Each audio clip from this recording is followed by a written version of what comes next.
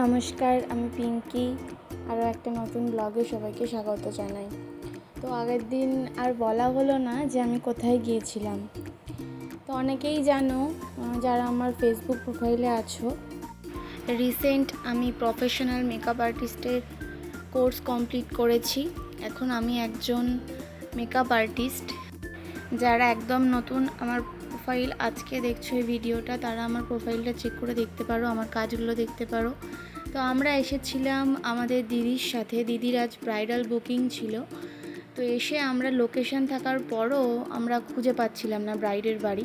তো আমাদের আর এক বান্ধবী, সে আগে চলে এসেছিলো, তার হাজব্যান্ডই আমাদেরকে দেখিয়ে নিয়ে এলো, কারণ সেই অনেক ঘুরে ঘুরে তারপর অ্যাট লাস্ট ব্রাইডের বাড়িটা পেয়েছিল।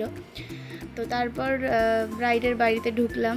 যেহেতু প্রিয়া আগে ঢুকে গেছিলো, ও ভিতরে একজনকে বলল যে আরও একজন আসছে, আমার কথা বলল। তো এসে বলল, পিঙ্কি? আমি বললাম হ্যাঁ। তো তারপর আস্তে আস্তে ভিতরের দিকে গেলাম। তো গিয়ে ওই যে দেখলাম প্রিয়াও দাঁড়িয়ে আছে এসে। আর এটা ছিল সেদিনের ব্রাইড ছিল নন বেঙ্গলি, আর বিয়ে হচ্ছিলো বাঙালি ছেলের সাথে। তো তারপর দিদিও চলে এলো।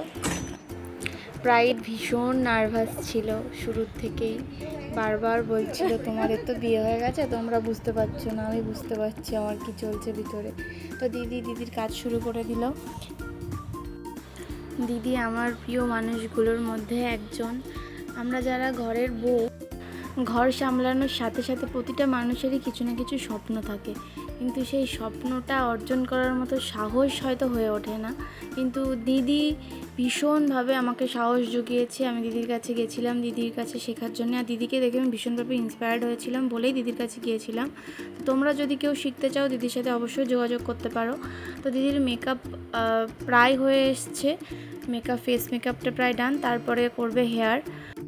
নন বেঙ্গলিদের মধ্যে একটা জিনিস বেশ ভালো লাগলো, এটাকে কি বলে আমি ঠিক জানি না, তবে এটা রূপার ছিল। এটা ওর ইচ্ছে ছিল দেওয়ার, তো দিয়েছে। তো পুরোপুরি কমপ্লিট ব্রাইড, দেখতেই পাচ্ছ কত সুন্দর সাজিয়েছে দিদি। নন বেঙ্গলিদের ওড়নাটাও দেখতে একটু অন্য টাইপের হয়, তবে নন বেঙ্গলির বিয়ে আমি কখনো তো দেখিনি। তবে যেটা শুনলাম যে এই যে ওড়নাটা ও নিয়েছে, এই ওড়নাটা ঢেকেই ওর পুরো বিয়েটা হবে, মাথাটা ঢেকেই পুরো বিয়েটা কমপ্লিট করা হবে। তো তারপর ক্যামেরাম্যানও চলে এসেছিলো, ক্যামেরাম্যানরা ওদের ফটোশ্যুট করতে শুরু করে দিল, আর আমরা বাড়ি আসার জন্য বেরিয়ে পড়েছিলাম।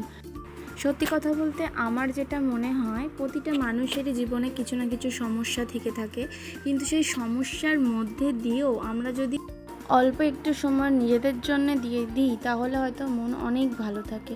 তো যাই হোক, এটাই ছিল আমার ব্লগ। যদি ভালো লাগে লাইক কমেন্ট করে দিও।